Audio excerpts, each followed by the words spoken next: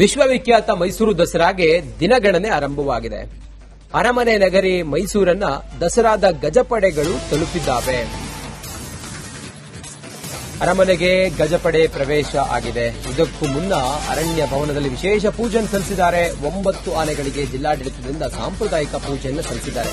ಧನಂಜಯ, ಮಹೇಂದ್ರ, ಏಕಲವ್ಯ, ಪ್ರಶಾಂತ, ಗೋಪಿ, ಶ್ರೀರಾಮ, ಶ್ರೀಕಂಠ, ಲಕ್ಷ್ಮಿ, ಕಾವೇರಿ ಆನೆಗಳಿಗೆ ಪೂಜೆಯನ್ನು ಮಾಡಿದ್ದಾರೆ.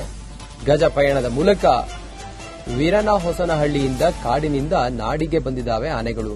ಅರಮನೆಯನ್ನು ತಲುಪಿದ್ದಾವೆ. ಮೈಸೂರು ದಸರಾದ ಆಕರ್ಷಣೆಯೇ ಆನೆಗಳು. ಜಯಮಾರ್ತಾಂಡ ದ್ವಾರದ ಬಳಿ ಜಿಲ್ಲಾಡಳಿತ ವಿಶೇಷ ಪೂಜೆಯನ್ನ ಮಾಡಿ ಬರಮಾಡಿಕೊಂಡಿದ್ದಾರೆ.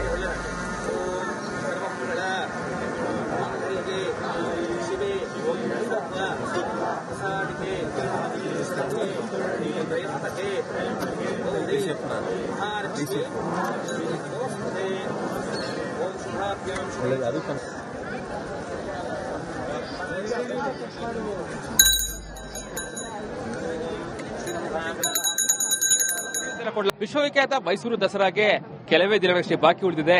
ಗಜಪಯಣದ ಮೂಲಕ ಮೈಸೂರಿಗೆ ಬಂದಂತಹ ದಸರಾ ಗಜಪಡೆಗಳು ಇವತ್ತು ಅರಮನೆಯನ್ನು ಪ್ರವೇಶ ಮಾಡ್ತಾ ಇರುವಂತದ್ದು ದೃಶ್ಯ ಗಮನಿಸ್ತಾ ಇರಬಹುದು. ಅರಣ್ಯ ಭವನದಲ್ಲಿ ವಿಶೇಷವಾದಂತಹ ಅದರಲ್ಲೂ ಕೂಡ ಸಾಂಪ್ರದಾಯಿಕವಾಗಿ ದಸರಾ ಗಜಪಡೆಗಳಿಗೆ ವಿಶೇಷವಾದಂತಹ ಪೂಜೆಯನ್ನು ನೆರವೇರಿಸಲಾಯಿತು. ಅರಣ್ಯ ಇಲಾಖೆ ವತಿಯಿಂದ ಬೀಳ್ಕೊಡುಗೆ ಕೊಡುವಂತಹ ಕಾರ್ಯಕ್ರಮ ಅರಣ್ಯ ಭವನದಲ್ಲಿ ನಿನ್ನೆ ಇಡೀ ದಿನ ವಿಶ್ರಾಂತಿಯನ್ನು ಪಡೆದಂತಹ ದಸರಾ ಗಜಪಡೆಗಳು ಇವತ್ತು ಅರಮನೆಯತ್ತ ಮುಖ ಮಾಡ್ತಾ ಇರುವಂತದ್ದು. ಇವತ್ತಿನಿಂದ ಸುಮಾರು 40 ದಿನಗಳ ಕಾಲ ಮೈಸೂರು ಅರಮನೆಯಲ್ಲಿ ರಾಜ್ಯಾತಿಥ್ಯವನ್ನ ದಸರಾ ಗಜಪಡೆಗಳು ಪಡೆಯುವಂತದ್ದು. ಈಗಾಗಲೇ ಮೈಸೂರು ಅರಣ್ಯ ಭವನದಿಂದ ಸುಮಾರು 3 ರಿಂದ 4 ಕಿಲೋಮೀಟರ್ ಅಷ್ಟು ಮೈಸೂರು ಅರಮನೆ ಇರುತ್ತೆ. ಸೊ ಹೀಗಾಗಿ ಕಾಲ್ನಡಿಗೆ ಮೂಲಕವಾಗಿ ದಸರಾ ಗಜಪಡೆಗಳು ಕೂಡ ಸಾಗ್ತಾ ಇರುವಂತದ್ದು ದೃಶ್ಯ ಗಮನಿಸ್ತಾ ಇರಬಹುದು. ನಾದಸ್ವರದ ಮೂಲಕವಾಗಿ ದಸರಾ ಗಜಪಡೆಗಳನ್ನ ಮೈಸೂರು ಅರಮನೆಗೆ ಸ್ವಾಗತ ಮಾಡೋದಕ್ಕೆ ಈಗಾಗಲೇ ಮೈಸೂರು ಜಿಲ್ಲಾಡಳಿತ ಕೂಡ ಸಕಲ ಸಿದ್ಧತೆಗಳು ಮಾಡಿಕೊಳ್ಳಲಾಗಿದೆ. ದೃಶ್ಯ ಗಮನಿಸ್ತಾ ಇರಬಹುದು. ಈಗಾಗಲೇ ಧನಂಜಯ ಇರಬಹುದು, ಪ್ರಶಾಂತ ಇರಬಹುದು, ಕಾವೇರಿ, ಏಕಲವ್ಯ, ಗೋಪಿ ಸೇರಿದಂತೆ 9 ಆನೆಗಳು. ಈಗಾಗಲೇ ಈ ಬಾರಿಯ ವಿಶೇಷ ಅಂತಂದ್ರೆ ದಸರಾ ಗಜಪಡೆಯ ಕ್ಯಾಪ್ಟನ್ ಇಲ್ಲದ ದಸರಾ ಗಜಪಡೆಗಳು ಅರಮನೆಯನ್ನು ಪ್ರವೇಶ ಮಾಡ್ತಾ ಇರುವಂತದ್ದು. ಇದೇ ಮೊಟ್ಟ ಮೊದಲ ಬಾರಿಗೆ ಅಂದ್ರೆ ಕಳೆದ 6 ವರ್ಷಗಳಿಂದಲೂ ಕೂಡ ಗಜಪಡೆಯ ಕ್ಯಾಪ್ಟನ್ ಯಾರಾಗಬೇಕು ಅಂತೇಳಿ ನಿರ್ಧಾರ ಆಗ್ತಾ ಇತ್ತು. ಸೊ ಹೀಗಾಗಿ ಅಭಿಮನ್ಯು ಆ ಒಂದು ಸಾಮರ್ಥ್ಯವನ್ನ ನಿರೂಪಿಸಿದ್ದ. ಈ ಬಾರಿ 60 ವರ್ಷ ಆದ ಕಾರಣಕ್ಕಾಗಿ ಅಭಿಮನ್ಯು ಆನೆಗೆ ಬ್ರೇಕ್ ಅನ್ನು ಕೊಡಲಾಗಿದೆ, ಅಂದ್ರೆ ವಿಶ್ರಾಂತಿಯನ್ನು ಕೊಡಲಾಗಿರುವಂತದ್ದು. ಸೊ ಹೀಗಾಗಿ ಈ ಬಾರಿ ಯಾರು ದಸರಾ ಗಜಪಡೆಯ ಕ್ಯಾಪ್ಟನ್ ಆಗ್ತಾ ಇರುವಂತದ್ದು ಬಹಳ ಕುತೂಹಲ ಮೂಡಿಸ್ತಾ ಇರುವಂತದ್ದು ದೃಶ್ಯ ಗಮನಿಸ್ತಾ ಇರುವುದು. ಈಗಾಗಲೇ 9 ಆನೆಗಳು ಕೂಡ ಸಾಲಾಗಿ ಬರ್ತಾ ಇರುವಂತದ್ದು.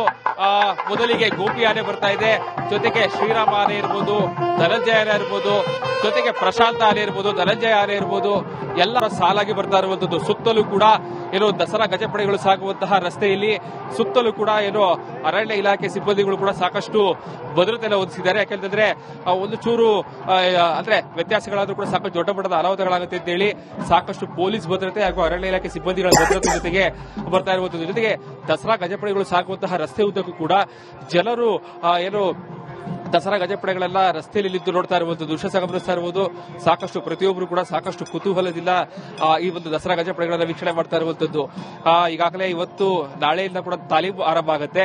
ಸೊ ಹೀಗಾಗಿ ಅಂಬಾರಿಯನ್ನ ಹೊರುವಂತಹ ಆನೆ ಯಾರು ಎಂಬುದನ್ನ ಅಂದ್ರೆ ತಾಲೀಮಿನಲ್ಲಿ ಡಿಸೈಡ್ ಮಾಡಲಾಗುತ್ತೆ. ತಮ್ಮ ಸಾಮರ್ಥ್ಯವನ್ನು ಯಾರು ನಿರೂಪಿಸ್ತಾರೋ ಅವರಿಗೆ ಈ ಬಾರಿಯ ಅಂಬಾರಿ ಹೊರುವಂತಹ ಅವಕಾಶ ಸಿಗುತ್ತೆ. ಸೊ ಹೀಗಾಗಿ ಭಾವುತರು ಸಾಕಷ್ಟು ಕಸರತ್ತನ್ನ ಇವತ್ತಿಂದ ಆರಂಭಿಸ್ತಾರೆ.